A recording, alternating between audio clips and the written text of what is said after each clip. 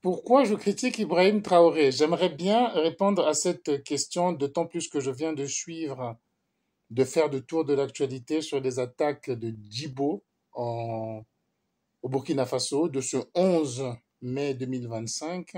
Ce n'est pas qu'à Djibo, il y a eu au total 8 attaques, si j'ai bien compris. Et Djibo est très important parce qu'il y avait un camp militaire très important pour la lutte contre le djihadisme et des tas de soldats et des VDP, ces supplétifs de l'armée non formés qu'on envoie à l'abattoir, ont tous été massacrés, les armes pillées. Certains parlent même de ravitaillement des terroristes. Un grand ravitaillement terroriste a eu lieu et les véhicules qui ne pouvaient pas conduire ont été brûlés sur place. Mais la question m'est souvent posée, pourquoi je critique autant Ibrahim Traoré, mais c'est vrai que la plupart des gens qui la posent, leur but n'est pas qu'ils constatent que je critique beaucoup Ibrahim Traoré, mais c'est surtout parce qu'ils le soutiennent et ils n'ont pas d'arguments et ça les embête de voir quelqu'un qui a des arguments et ils veulent en fait le dérouter. Vous savez, comme l'argument, on dit pourquoi tu parles pas de ça? Pourquoi tu parles pas de ça? C'est pas que ça l'intéresse, c'est que quand tu vas en parler, il viendra en discuter avec toi. C'est pas ça son problème. Mais c'est comme un joueur qui joue avec une équipe forte et qui se plaint, veut dire que pourquoi tu n'as pas joué notre match en fait, c'est un peu ça. Donc je comprends très bien. Mais c'est pas ça le fond. Le fond, c'est que il y a quelque chose qu'il faut comprendre. D'abord, la plupart des gens qui supportent ces putschistes, ce sont les mêmes qui supportent, qui voulaient que la Russie puisse écraser l'Ukraine. Ce sont les mêmes qui étaient anti-Covid.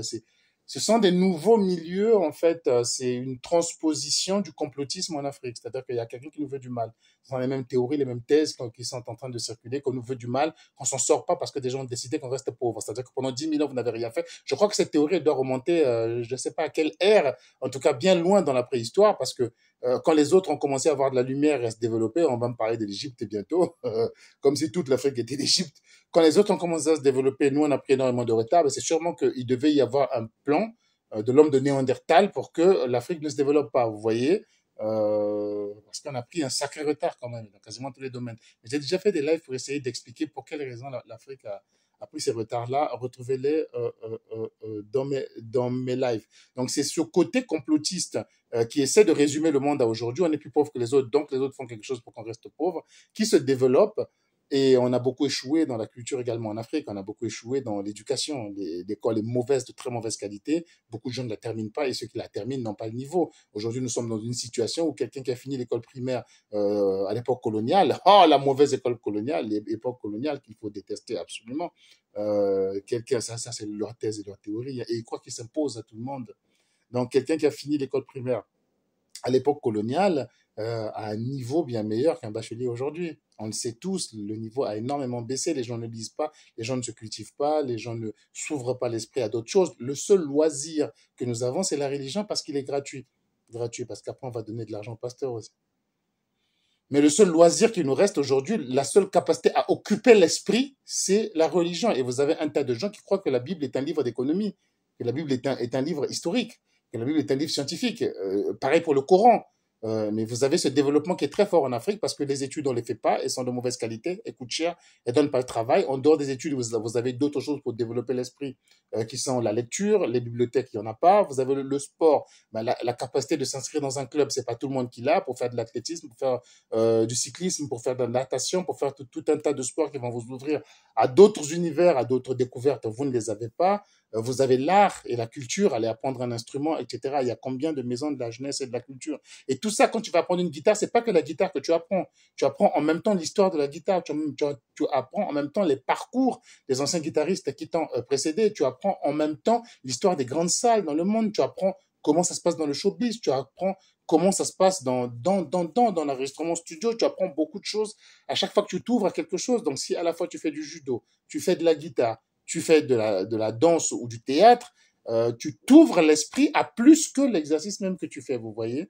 Alors que chez l'Africain, en Afrique en tout cas, sur le continent, on en a très peu. Et en Europe, c'est pas la plupart des Africains qui vivent en Europe tirent déjà par la queue. Donc c'est pas tellement un développement qu'on va mettre en avant. On passe notre temps à causer le football. Tu n'as qu'à la télévision allumée, un abonnement de Beansport, je sais même pas comment ça coûte, et ça y est, ton bonheur est fait. Et donc tout cet univers que nous avons fait, et ne parlons même pas des gens qui ont fait des études plus ou moins potables, les en fait pour des raisons utilitaires. On fait des études pour trouver un travail.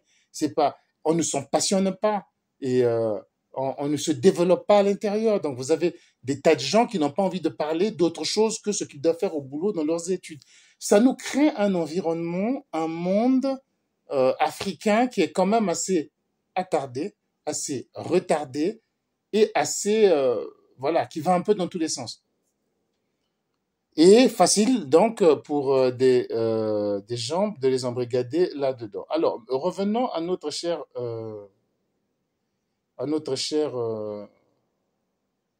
président du Burkina Faso, qui me pose un énorme problème. Il me pose d'abord un problème parce qu'en fait, il combat des démons qui n'existent pas et les véritables bandits qu'il doit combattre, il ne les combat pas. Les démons qui n'existent pas, c'est ceux qu'il s'invente tous les jours pour vous expliquer que celui qui veut du mal à son pays, ce sont les Français, ce sont les Occidentaux, c'est la Côte d'Ivoire, et maintenant il vient d'inventer une autre catégorie, ce sont des nazis. Supposons qu'il ait raison, toutes ces catégories qu'il a inventées, il en a déjà attrapé combien en 2 ans? Aucun. Il n'a pas tué un seul Français chez lui, il n'a pas attrapé, neutralisé un seul Ivoirien, il n'a pas attrapé, neutralisé un seul nazi. Mais il va concentrer tous ses efforts là-dessus parce qu'au nom du populisme dont j'ai parlé tout à l'heure, toutes ces théories, tous ces concepts ont du poids et de la popularité auprès des gens, n'est-ce pas? Et donc, il va s'attacher dessus.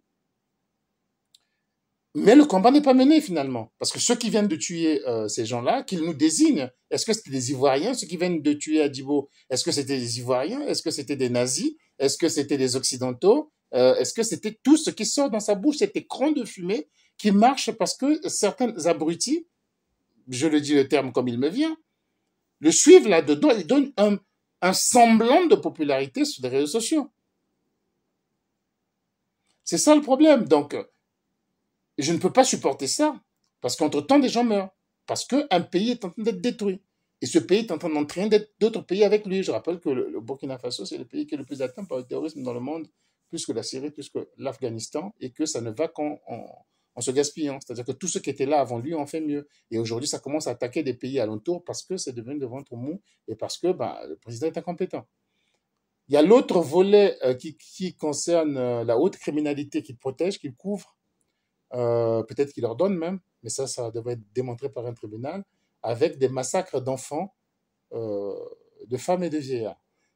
Les Africains, justement, ça aussi c'est un effet du peu de culture, de penser que le fait de dire que oui, c'est nous on mange les gens. Nous, quand tu nous déranges, on mange les gens. Oui, IB a tué des gens. Et alors, c'est la guerre.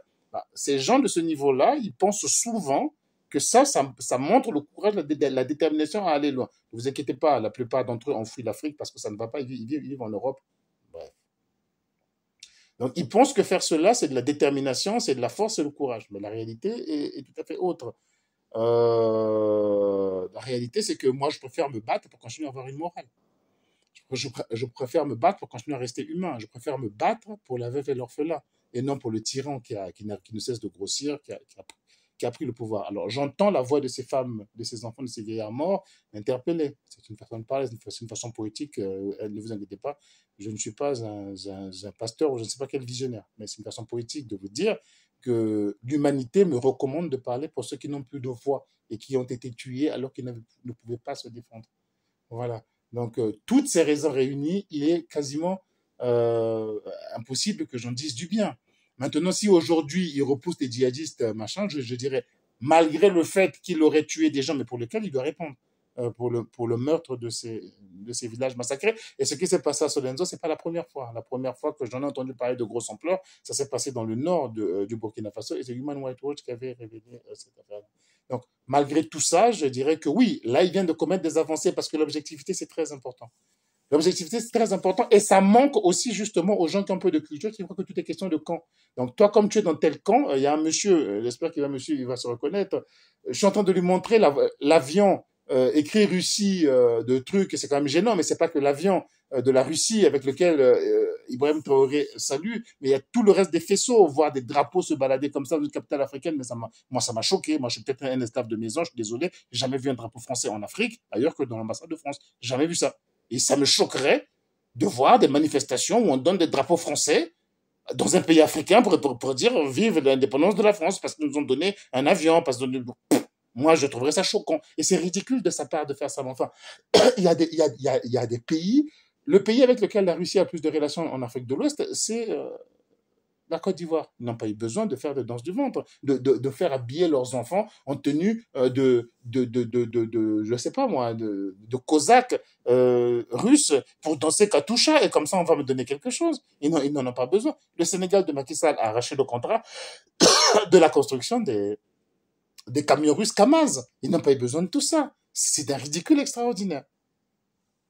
C'est vraiment ridicule. Alors je montre ça à quelqu'un qui me dit ah mais oui mais Zelensky avait déjà pris l'avion de la France. Non, donc si Zelensky mangeait de la merde, c'est bien de manger de la merde. Ils ont des types de raisonnement assez primitifs, assez bizarres, assez barbares. Mais j'appelle vraiment tous ceux qui connaissent un bout de science, tous ceux qui aiment la recherche, c'est-à-dire que fouiller l'information la plus exacte, quitte à demander à deux trois personnes s'il a bien compris l'information, de ne pas hésiter à tomber dans l'arène et à répondre à ces gens-là, parce que nous sommes en train d'aller dans un sens. La plupart des Africains cultivés, connaisseurs, professionnels dans ces domaines-là, regardent ces gens-là avec snobisme. Ils les regardent de très haut et disent, mais qu'est-ce que moi j'ai à descendre à discuter avec des vanupiers comme ça, avec des vendeurs d'eau glacée comme ça. C'est vrai. Mais en même temps, faut pas oublier que le fait qu'ils soient une masse, ils sont capables de vous emmener dans la merde pendant longtemps. Donc il faudrait corriger cela. Il faudrait leur parler. Il faudrait être capable de redresser la barre. Voilà, ce sont des faux culs, la plupart habitent en Occident, qui détestent, mais ils y habitent, ils n'ont pas intention de partir. Hein. Leurs enfants, ils les élèvent ici, et ils leur donnent tout ce qu'il faut, donc il faut les mettre à nu. Et il faut prendre chacun de ces éléments et les expliquer au grand public. C'est d'ailleurs pour ça que je suis là. Essayez de vous éclaircir un certain nombre de domaines. Le dernier domaine que j'ai essayé d'éclaircir m'a beaucoup amusé parce que j'ai vu beaucoup de réactions, j'ai de moins en moins de temps de répondre, excusez-moi. J'ai eu beaucoup de réponses. J'en ai lu quelques-unes. C'était assez drôle. Je leur ai expliqué pourquoi la France a reçu, comment il s'appelle, Al-Shara, le nouveau dirigeant syrien. J'essaie de vous expliquer que, mes amis, si vous ne comprenez pas ça, vous serez surpris tout le temps. Parce que si les djihadistes prennent le pouvoir au Burkina Faso ou au Mali, ils seront reçus par la France. Ils seront reçus par la Russie, ils seront reçus par la Chine. Et je vous explique pourquoi c'est comme ça. Et pourquoi c'est bien que ça reste comme ça. Vous retrouverez ça dans mes vidéos précédentes. Donc, je vous explique ça, mais ils n'ont pas. C'est-à-dire qu'ils vont pas essayer de lire les textes dont je parle. Ce qui va les intéresser, exactement comme ce qui s'est passé avec la vidéo que j'ai fait circuler de Zinsou, Lionel Zinsou, qui explique que la France n'a pas d'intérêt au Mali. La France n'a pas d'intérêt au Burkina Faso. Le seul pays dans lequel on aurait pu croire que la France avait des intérêts, c'est le Niger, mais il ne représente absolument rien. 200 millions d'échanges, c'est quasiment zéro pour la France, pour un pays qui est cinquième producteur d'uranium au monde. Et l'uranium, il y en a partout, il y en a ailleurs. Et la France peut très bien aller ailleurs. C'est pas... Et d'ailleurs, c'est une des raisons pour lesquelles on choisit une matière première, c'est parce qu'elle est abondante. Il y a des matières premières qui donnent des meilleurs résultats que l'uranium, hein, mais elle est de moindre quantité. Ou alors, elle demande plus de processus, et c'est tout. Mais le Niger n'a aucune clé de l'uranium.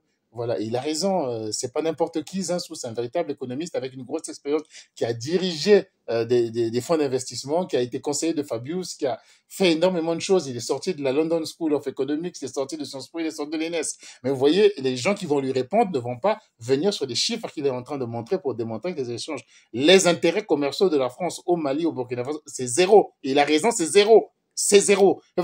Mais s'il n'avait pas d'intérêt, pourquoi ils sont venus là-bas? Pourquoi ils partent pas qu'on leur a dit de partir? Alors là, tu te poses la question de savoir, mais ils partent, c'est-à-dire ils sont venus comment? Les Français sont là-bas comment? C'est quoi la France? C'est le fait qu'ils aient une ambassade? C'est le fait qu'on parle français dans ce pays? Ça veut dire il n'a aucun argument, en fait. Il n'a aucun argument. Mais donne un chiffre qui prouve que un échange de 5 000, c'est des faux chiffres. C'est caché. Mais tu l'as appris comment? Montre-nous comment tu l'as appris. Apprends-nous. Comment c'est des faux chiffres? Quels sont les vrais chiffres avec les 1000 zéros qu'il y a derrière? Il n'y a que toi qui connais. Que la Cour des comptes en France ne connaît pas. Mais on peut porter plainte. Et se tenir partie civile. Et nous allons gagner beaucoup d'argent, mon gars. Si tu sais comment les chiffres sont faux ou sont les vrais, non, qui quitte là. Eux-mêmes, ils connaissent. Voilà. Vous êtes vraiment dans un véritable flou où la connaissance n'a pas d'importance. Et quand quelqu'un réagit comme ça, attention. Il y a sa bande de vendeurs d'eau glacée qui sont derrière, qui viendront lui donner 50 likes. Et le fait qu'ils se sentent en groupe, mais ils se sentent d'une force décuplée. Et donc, l'Afrique est vraiment mise en danger par ces individus et par ces gens. Et je vous assure, ceux qui comprennent un peu, ou ceux qui sont dans le doute et qui veulent rechercher la vérité, mais recherchez-la, c'est pas moi qui la détiens, hein. Je suis pas en train de vous dire est-ce que ce que je vous dis moi, c'est la vérité, arrêtez-vous là. Non, non, non, tout ce qu'on vous dit, il faut toujours vérifier. C'est la seule manière de ne pas vous faire avoir. Si vous ne comprenez pas, demandez à quelqu'un. Si vous ne comprenez toujours pas, laissez tomber, vous n'êtes pas appelé à tout comprendre. Mais c'est super important, c'est quelque chose d'assez fondamental que je rappelle assez souvent. Non, la plupart des gens qui lisent les journaux, qui sont abonnés à des journaux, hein, pas qui passent par... parce que la plupart des gens qui vous critiquent RFI ne peuvent même pas comprendre ce que dit RFI. Ça fait un moment que je suis sur les réseaux sociaux, je me suis habitué un peu. Les gens qui critiquent RFI ne peuvent même pas comprendre une information. Hein. Mais RFI, c'est pas le top de l'information, parce qu'il y en a qui viennent aussi te dire, mais on regarde tous les journaux. Non, je sais pas ce que je sais, parce que je regarde les journaux, parce que je l'ai appris, parce que je le pratique depuis plus de 25 ans. Voilà. Si je mets l'apprentissage ensemble, depuis plus de 30 ans. Voilà.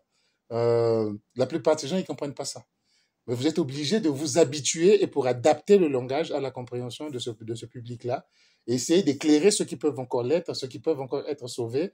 Mais ce n'est pas possible que l'obscurantisme puisse gagner. L'Afrique ne va pas être le dernier continent pour toujours. Parce qu'aujourd'hui, c'est là où nous sommes en train de partir. Les Africains remettent même en cause le sens même du savoir. Pour eux, le savoir, c'est de la propagande. Donc, je n'ai qu'à choisir d'appuyer autre chose de contraire. On a fait couler l'éducation en Afrique, on a fait couler, je l'ai dit au début, tout ce qui est culture, tout ce qui est développement intellectuel. On a rasé tout ça, on a fait couler tout ça, que nous reste-t-il aujourd'hui? Mais vraiment plus grand-chose. Et donc, il faudrait que ceux qui ont un peu de capacité à le faire puissent le faire et puissent apporter un peu de lumière et d'éclairage aux autres. Voilà ce que je voulais dire pour cette vidéo. Je vous remercie et à très bientôt. Je reviens faire des vidéos comme ça de temps en temps sur YouTube. Merci beaucoup, à bientôt.